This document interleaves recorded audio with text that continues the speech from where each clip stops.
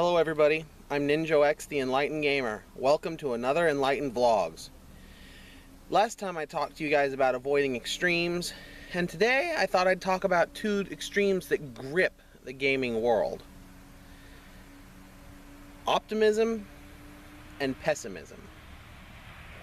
Optimism is whenever you always are looking for the silver lining, always are looking for the best out of something, even if there is no best there. Pessimism is the exact opposite, when you try to find fault with everything you encounter. It should be painfully obvious that I'm trying to explain to you guys that neither of these extremes are a good thing, even though one or the other might seem to be a good thing. But how do you approach this? How do you approach this as gamers? Let's say there's a game you really love, and you typically try to love games, like someone like me does. Well, let's say it's your favorite game in the world. You should still try to find out why other people take issue with it. Not only so that you yourself can understand their perspective, but also so that you can explain to them things about your favorite game or games that maybe give them a fresh approach, a fresh angle, a freshness. Just lighten their perspective a little bit. Make them understand that just because they see something as bad, not necessarily everybody else does. That is how enlightenment is spread, through the accepting and intertwining of different opinions. For me, for example, one of my favorite games, actually my favorite game of all time, is Banjo-Kazooie. Banjo-Kazooie is an excellent game, and I have a very hard time finding fault with it. I enjoy playing it till this day. But I know what other people don't like about it. I know some people don't like it for the fact that it's tougher than Mario 64. And if you're not on your ball, you're probably going to have a really hard time your first time through, especially with certain levels like Rusty Bucket Bay. And also the repeating character sounds for the voiceover. For me, I tuned those out pretty much by the time I was on my second playthrough. So I don't even notice them anymore. But I take an effort to understand why other people struggle to accept what I love. What about the opposite, extreme pessimism? People that feel the need to break down everything that they're involved with. Everything, they can't love anything. That's the problem with extreme pessimism. I'll give you a quote from Iroh in The Legend of Korra. If you search for the light, you will find it. But if you search for darkness, that is all you will ever see. It's a very true, very profound statement.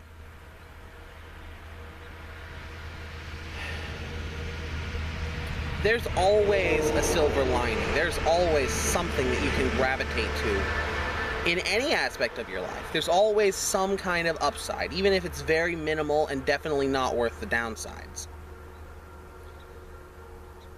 Does that mean you should be optimistic all the time? I don't think so. You should try to be a little optimistic, but don't act like everything is going to go right all the time because everything is right and wonderful and magic and fairies and pixie dust, sprinkle sunshine, yay! No. You have to allow realism and the possibilities to both be part of the same of your person. You have to accept the world for what it is and also understand that it could be more. This is the very basis of what I'm trying to explain, the very basis of open-mindedness. The problem with optimism and pessimism is nobody's wrong. Nobody's dumb for being optimistic. Nobody's dumb for being pessimistic. You're unwise for being just one and not the other. But you're not dumb. You're not dumb. I understand why you're optimistic about things or pessimistic. If you've been knocked down and kicked in the gut every time you get knocked down, get stomped on, feel like a roach just being a roach on the floor of a parade, just getting squished every single step, every time that trumpet player, you're getting squished, then you have a rough lot in life. I've actually been there myself. But that doesn't mean that the parade route won't eventually go through. And if you keep your wits about you, you might just make it. You might just survive the trample.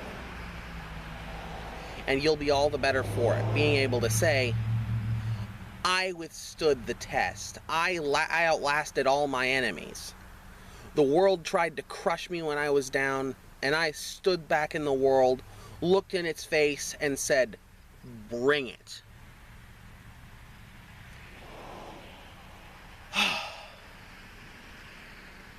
So, what do you do if you're an extreme pessimist? Then I would urge you to try and look on the bright side of things. Even if the best thing you can find is, wow, this is so bad that I can't even imagine anything worse. Then be a little sadistic and kind of enjoy just how awful it is. That's okay. But don't quash other people's happiness, other people's optimism. Don't quash other people's positivity. If somebody's happy, don't walk up to them and say, well, you're stupid and your ideas are dumb and I hate you because you don't think like me. Me! Again, beware the me monsters. They're very, very dangerous people to be around. Because they don't care about you. All they care about is me. Not me myself, but me as in them. That's just the way they function. They're very egocentric, very self-centered, self-absorbed kinds of people. And if they see happiness, they want to quash it. They want to make everything about them. And if it's not about them, then it's about the enemy. If you are not with me, then you are my enemy. That's a story for another time. Anyways, guys, I really want to try and get these messages across. That's the reason why I started these enlightened vlogs. Is because I want to talk about deep stuff. And I also want to talk about video games. And we're going to get to that some. For example, the game I picked right now, Pokemon.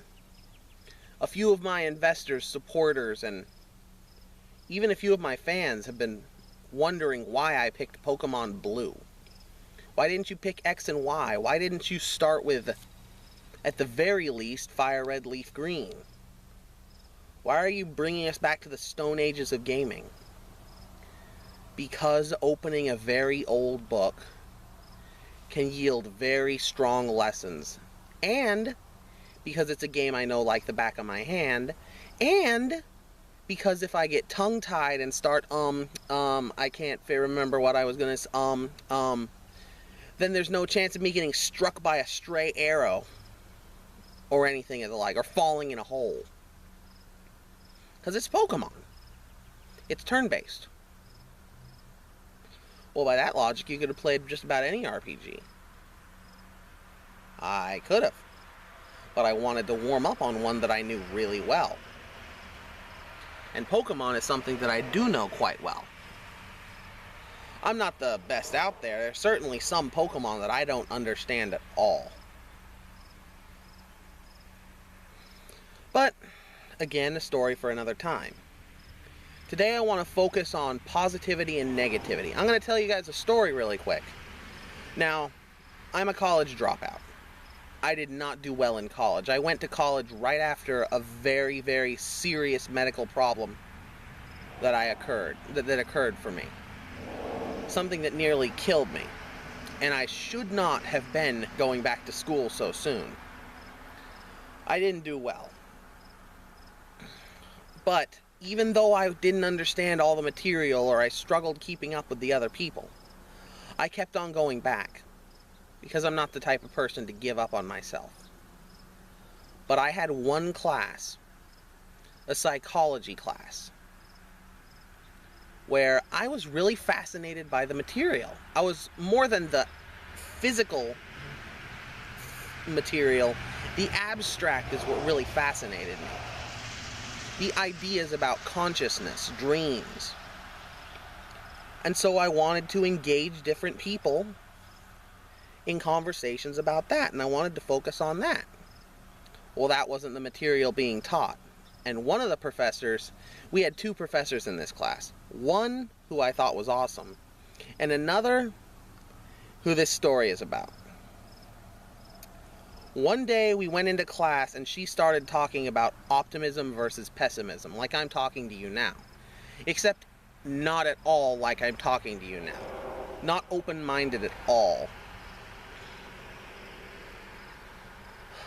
She stood at the front of the class and said, be pessimistic all the time, because if you're optimistic, you're stupid and you're going to die young. And I left. I walked right out of that class right there on that note. And I don't regret it.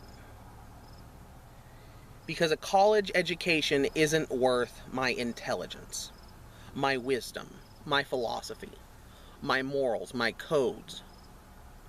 I'm more than just a building or a piece of paper.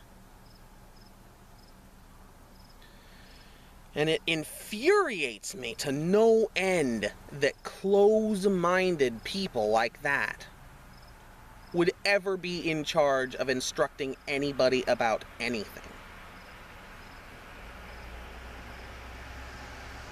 Because it's the exact opposite of what enlightenment is. We have a van. Ladies and gentlemen, the van. You know what? I'm going to show you what I have to deal with. There you go. Hope you saw it. I didn't screw up your shot. That's okay, no problems. Anyways, I really just, if there's anything that I can teach you guys, anything that I can express to you, it's that a moth just landed on my wrist. No, it's that I want you to try and understand the world. Whether you see ugliness or beauty, try to look for the other. Try to open your mind. Try to really answer the questions. Don't just say, well, I know that this is awful and I hate everything. Or, butterflies and rainbows. Because neither one is the true answer. I want to teach truth. Sometimes I'll be very optimistic. Most of the time I'll be optimistic because I think that the world is a good place. Sometimes I'll be very pessimistic about things. Because some things are pretty bad and need to be fixed. Other things are pretty alright and people just aren't giving them a chance. Anyways, I think we've gone on for just about long enough. It's getting pretty dark and it's probably going to be pretty hard to see me after a few more seconds. I've been Ninjo X, the Enlightened Gamer. Till next time, stay enlightened.